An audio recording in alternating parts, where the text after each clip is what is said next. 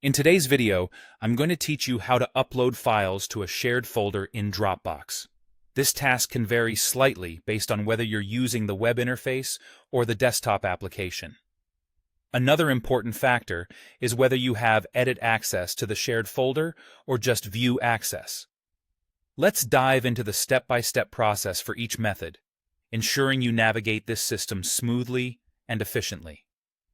If you're using Dropbox on the web, the first thing you'll want to do is head over to Dropbox.com and sign in with your credentials.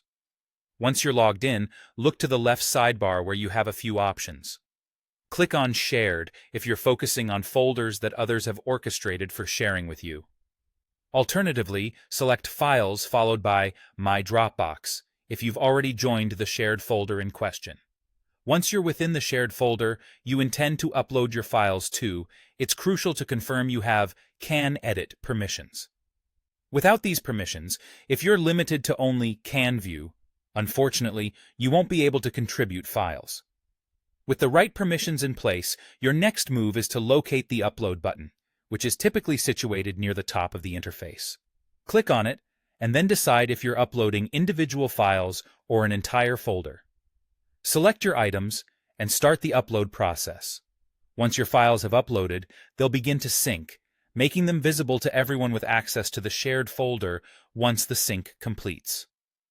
Switching over to the desktop app, whether you're on Windows or Mac, the process is just as straightforward. Start by double-checking that you have the Dropbox desktop application installed and that you're signed in. Now, in File Explorer on Windows or Finder on Mac, navigate to your Dropbox folder.